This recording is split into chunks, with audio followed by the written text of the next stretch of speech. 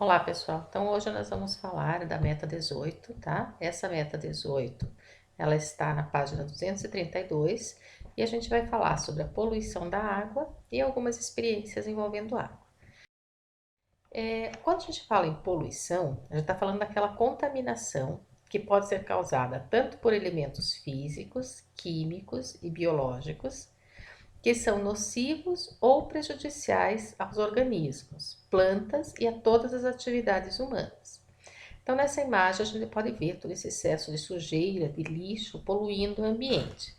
A poluição, ela tem vários problemas. Ela contribui para a qualidade de água e principalmente para o consumo humano, né? Se essa água poluída, que tem as características alteradas, for ingerida por alguém, ela pode transmitir diferentes tipos de doenças.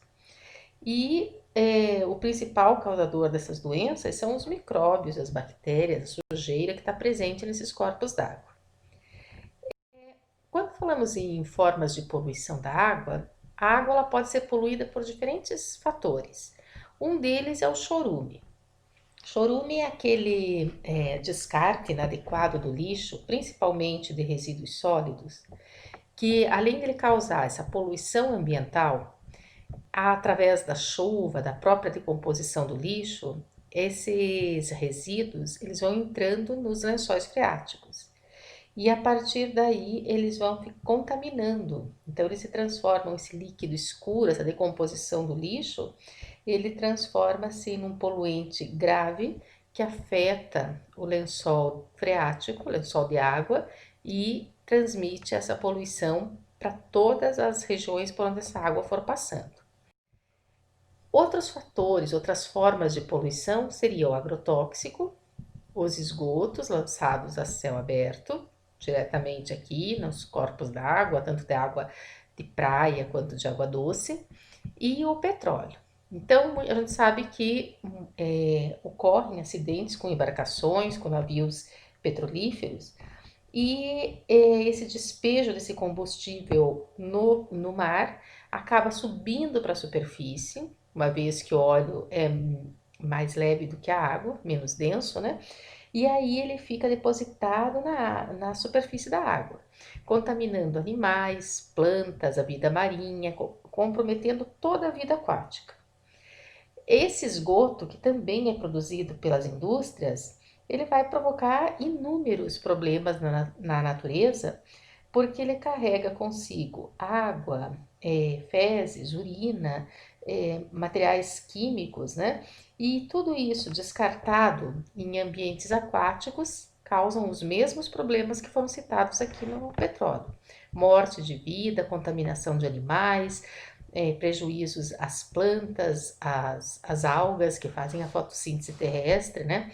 Sem contar que pode contaminar os peixes e as pessoas também, direta e indiretamente. E o agrotóxico, que é lançado sobre as lavouras, ele acaba poluindo o solo, polui a água, polui o ar e, além disso, as camadas subterrâneas de água também são contaminadas, né? Porque elas ficam poluídas por essa substância química e acabam também se contaminando. Então, uma das formas em locais onde não há rede de coleta e tratamento de esgoto, é construir essas fossas sépticas. Essas fossas sépticas, elas são unidades de tratamento primário de esgoto doméstico, então em locais onde não existe uma estação de tratamento de esgoto, né? Então seria uma alternativa construir uma fossa séptica como essa, que ela fica logo próximo da casa, levando todo o esgoto que foi utilizado na casa para ser armazenado e descartado dentro desses filtros, desse sumidouro. E ela tem uma distância do poço, onde leva a água tratada ou água subterrânea para casa. Essa fossa séptica é um tanque feito com tijolo, com concreto, enterrado no solo, num nível mais baixo do terreno, e tem a função, então, de evitar o contato do esgoto diretamente com o lençol subterrâneo, mesmo com o solo, impedindo a poluição e a contaminação desse solo. Todo o esgoto que a gente usa nas nossas casas, ele vai para uma estação de tratamento de esgoto. Assim como nós falamos que existe a estação de tratamento de água, existe uma que é de esgoto. Então a gente chama de ETE. Essa estação de tratamento, ela tem a função, né, toda de fazer um tratamento de toda a água utilizada nas residências. Ela é coletada por meio de redes coletoras de esgoto, enviada para essa estação de tratamento, e ele vai passar por diferentes processos químicos, assim como a água também passava para sua purificação. Então chega esse esgoto, ele vai sendo tratado, ele vai passando por diferentes etapas e vai removendo os resíduos, vai removendo partículas maiores, depois as menores por decantação, até que finalmente sobra o chamado lodo. E esse lodo depois ele pode ser transformado também em adubo, né? E a partir desse momento, a porção líquida ainda vai ficar imprópria para o consumo, mas ela já pode ser devolvida no ambiente, tá? Para ser utilizadas em atividades como irrigação de alguma área, de algum local, desde que não seja usada para atividades que envolvam água potável, né?